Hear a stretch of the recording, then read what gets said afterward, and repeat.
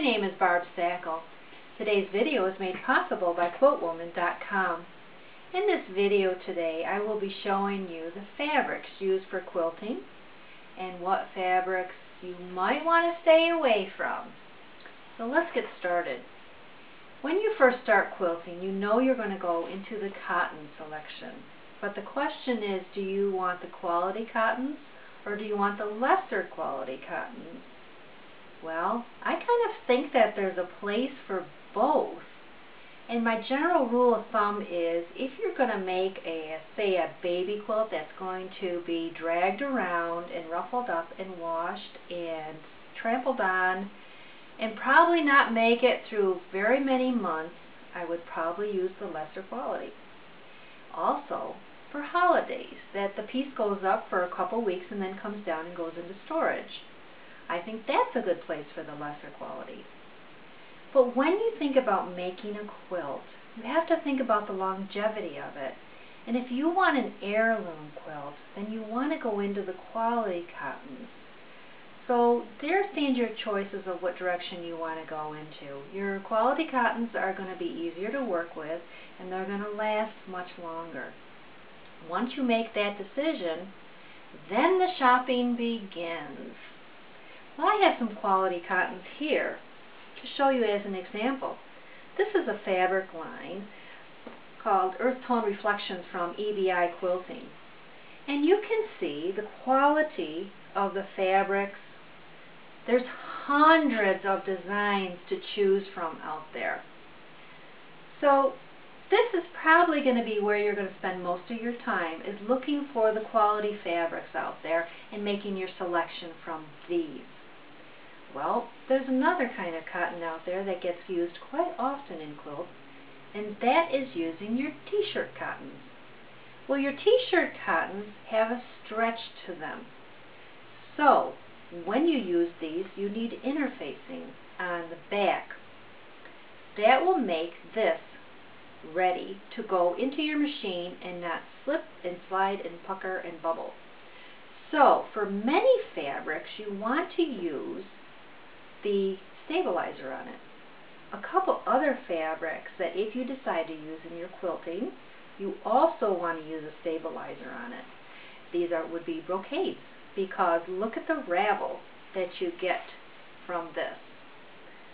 Your lames are a very fragile piece of material, and you would want to interface these too. Maybe you would want to interface your silks. I'll leave that up to you. Some fabrics that you really don't want to use in your quilting would be nylons and some polyesters, because if they can't take an iron, then you're out of luck in most cases when it comes to pressing your quilt. So stay away from anything that doesn't take an iron. I think that'll make your life easier. Some other fabric choices that are a little odd, but certainly have their place in quilting, as you can see behind me. I've been working on this crazy quilt for a while, and there's every kind of fabric in there just because that's what a crazy quilt is. And this is where you want to put all your crazy fabrics.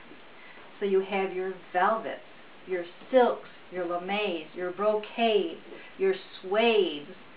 Then go ahead and have fun and put them in your crazy quilt. This is where they belong. Well, there's another fabric out there, and that's your wools.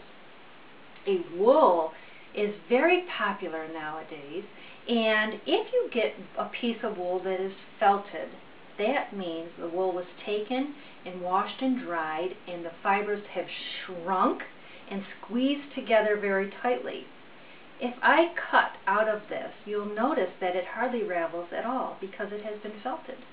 If it hasn't been felted, it'll ravel a lot. And you can do felting at home. Just put it in a hot water wash and a hot dryer, and this will shrink right down and be usable. Most people use wool in a wool-only quilt, and most of the time it's done with applique. So it's usually done all handwork with fabric on top of fabric with a decorative stitch. That's where the wool plays. So for the most part, what you're going to do is use your 100% quilting cottons of the quality brand. This is what's going to take you on your quilting journey. Everything else, if you want to play with here or there, go ahead. And certainly don't be afraid of trying a little bit of the crazy quilt. They're always fun to do. The second question is asked about fabrics, is whether or not to wash your fabrics. Well, nowadays the fabric companies have made the dyes so good that you very rarely have bleeding anymore. But there's an exception to that rule, and that's to the reds and purples. If you want to go home and wash your reds and purples, that will probably get you past the danger zone. But if you don't want to, guess what? There is a great product on the market, and it's called Retain. When you wash your quilt, you wash or requilt with this, and that will prevent bleeding of your colors. So you're asking me, oh, I wash my quilt. What do I wash my quilt with as far as soap goes? Well, here's another product that we have, and it's Orvus Paste Quilt Soap.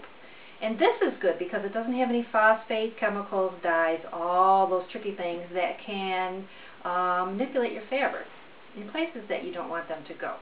So use your Orvus Paste, use your Retain, and don't worry about washing most of your fabrics before you use them. Oh, by the way, never, never, never wash your fabrics if you've bought them in a kit, because a kit is usually cut to a precision size that you need. And if you wash it, you are going to have a little bit of shrinkage. You might not have enough fabric for your kit. So don't wash them there. As far as bias and straight of grain and all those technical terms that go with sewing, mostly that applies to garment sewing. We don't see a lot of that with quilting.